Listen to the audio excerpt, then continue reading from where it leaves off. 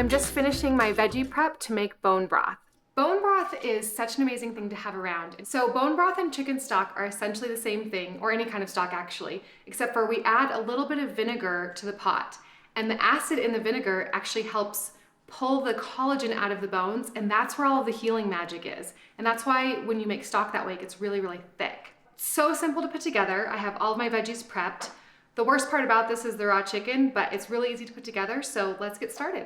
I have to say, guys, handling a whole raw chicken is my least favorite part of being in the kitchen, but this is going to taste so good and it's so good for us that I'm willing to do it. So when you buy a whole bird like this, don't forget you actually have to pull out the organs and the neck from the inside. And then your whole chicken just goes straight into the stock pot. I'm actually not going to use the organs. You can feed them to your pet or just discard them. Also, if the neck is included in the cavity, be sure to add it because it's of course full of bones. Anytime you handle raw poultry, make sure you wash up really well. So I'm just gonna wash my hands and we'll get our veggies into the pot.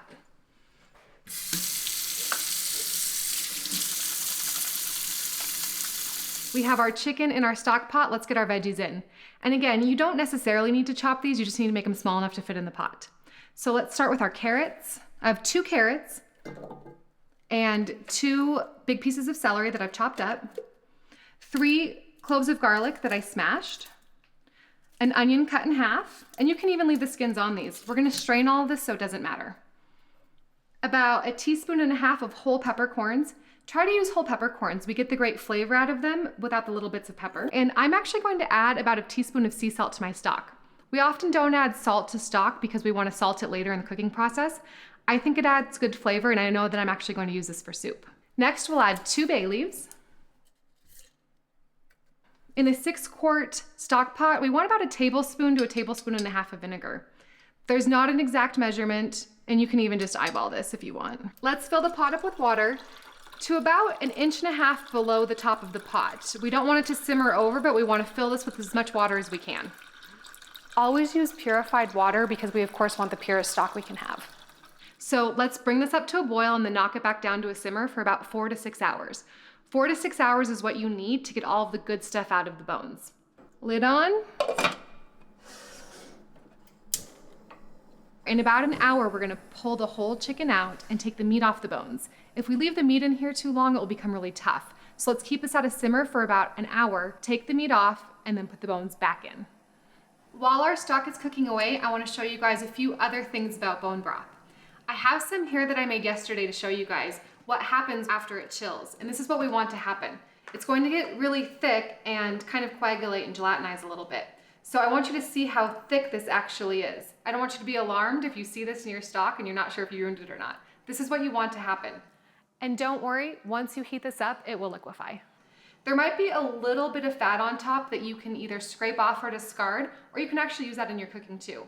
Let's talk about how we're going to store this. This will keep in your refrigerator for 3 or 4 days. But this is excellent to have frozen because you can use it in so many different things. When I freeze this, I actually use these quart-sized containers. Most of them come BPA free now.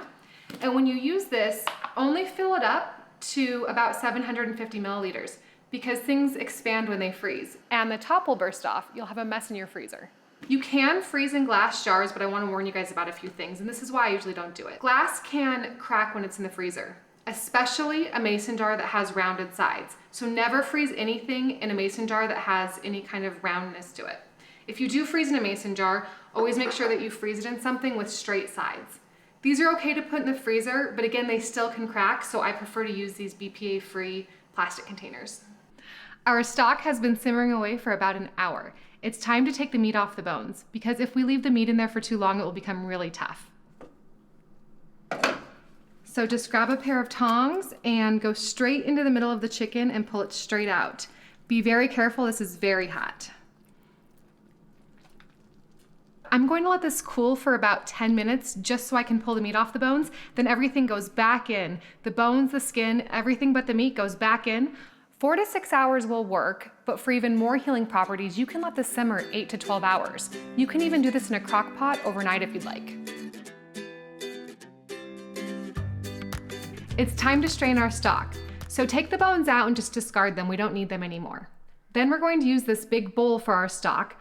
I have a strainer here just as a safety, and we're going to pour everything through this fine mesh smaller strainer.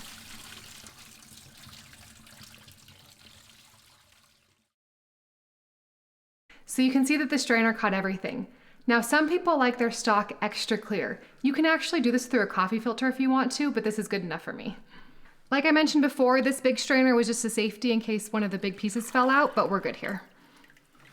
So we'll put the stock back in and I'll show you how to make soup. I'm just going to give this a quick rinse with water. We don't need to wash it because we're making soup, just give it a quick rinse.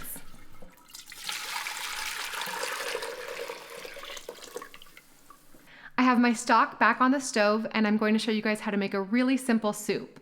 So we have our beautiful bone broth here. I'm going to add 2 carrots that I've chopped, 2 ribs of celery with the leafy tops. The leafy tops are so delicious and are great texture in your soup.